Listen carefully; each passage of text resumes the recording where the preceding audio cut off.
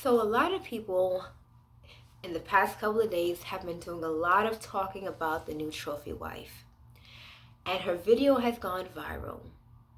If you don't know what I'm referring to, there is a beautiful young woman who was a YouTuber who had content geared towards women being trophy wives, marrying hypergamously, and having husbands that took care of them like her husband did, only to find out that her husband was a monster.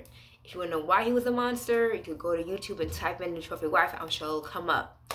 But this is what I find very interesting about this whole situation, is how now y'all have made her go viral on the fact that bad news has happened. It's crazy to me how bad news travels much faster than good news. Because when she was doing her content, yeah, she was doing pretty well. She had about 24,000 subscribers, prior to her last video.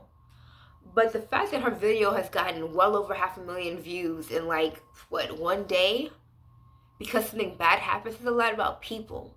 But then comes the people that some may identify as pygmies, who are saying things in the comment section and or doing videos saying things like, well, this is why I don't want no provider. Y'all out here talking about having a provider and a man take care of you. This is why I don't want no man to take care of me, because of what they do.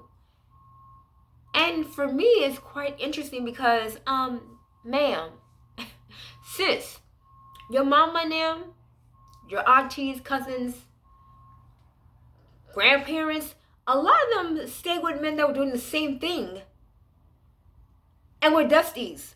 They didn't have anything. They actually stayed.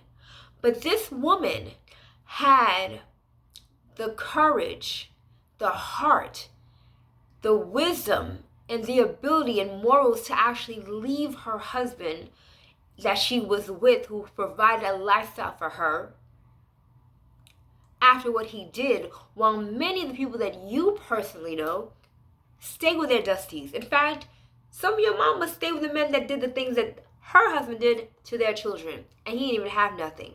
So let's not make this a hypergamous thing, because that makes no sense.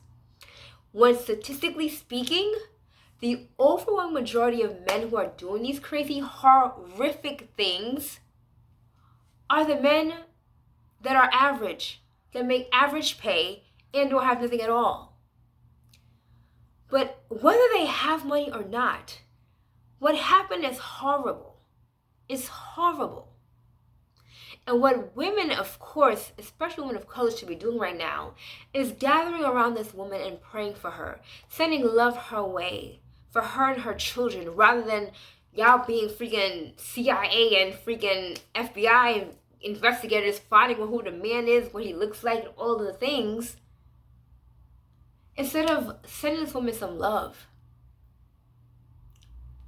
And I commend her for actually doing that video, for sharing what was going on with her life, because the truth be told, most women would have just never showed up on YouTube again and never said anything, because the truth is she don't owe nobody anything, especially when she's made all of her content based off of mainly her lifestyle and being hypergamous, only for this horrific scenario to happen to her. She didn't say anything, but people are coming and saying ugly things and blaming it on being hypergamous or her being stupid or whatever and not knowing.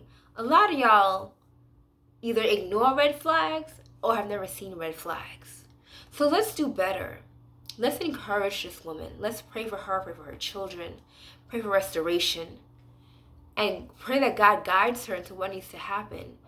But let's not point fingers in how she was wrong or how she should have known better, or how that's because she married a man with money. That's foolish. It's foolish. Because people are going to be people, demons are going to be demons, whether they have money or not. And truth be told, more horrific things happen to the people that actually don't have the means than the ones that are showing us providers. Let's just be real. Let's not do that. That's all. That's pretty much my 2 cents on it. But if you like to share, go ahead and do that as well. Peace and prosperity.